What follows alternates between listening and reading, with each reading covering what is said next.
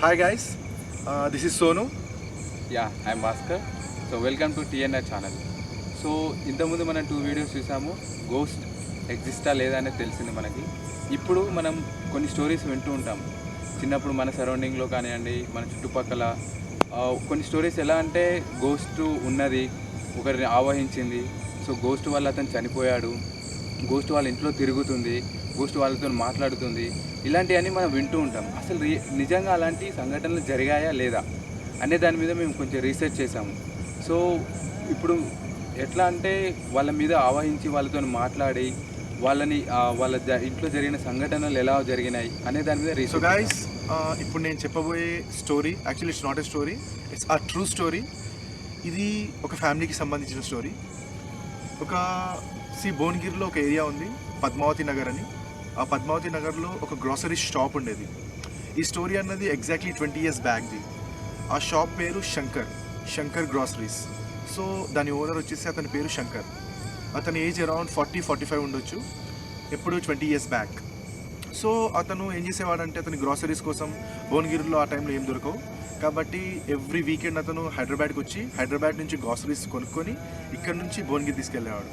Minimum దానికి 2 days time పట్టేది, because there won't be a proper transportation at the time. So అప్పుడు మనకు facilities కూడా అంతగా లేవు.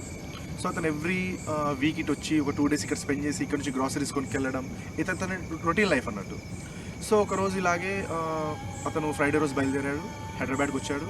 సాటర్డే సండే ఇక్కడనే ఉన్నాడు. మండే మార్నింగ్ వెళ్ళాడు. వెళ్ళిన తర్వాత మండే రోజు ఈవినింగ్ వరకు షాప్లోనే ఉన్నాడు. మొత్తం బిజీ షెడ్యూల్ ఉండే, మొత్తం అయిపోయింది. దాని తర్వాత నైట్ పడుకోవడానికి వెళ్ళాడు. డిన్నర్ అయిపోయింది, పడుకున్నాడు.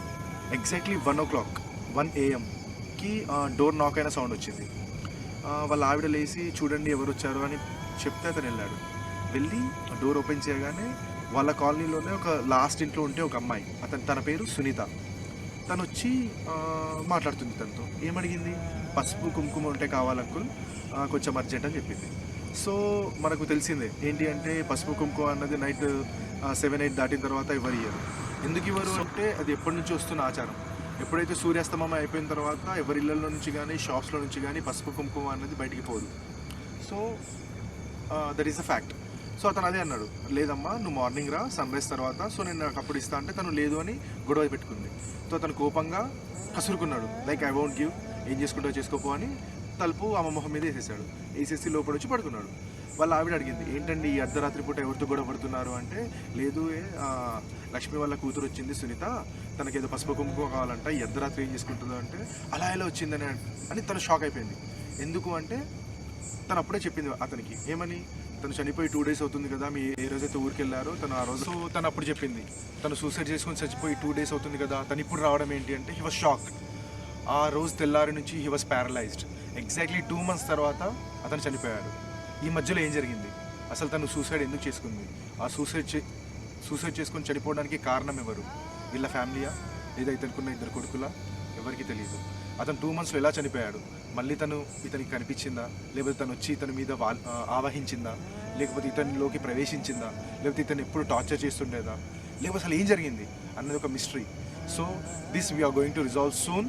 So next week we're going to talk with their family in Bhuvanagiri. So stay tuned and please subscribe our channel. Going forward you will be seeing many interesting videos like this. Thank you guys.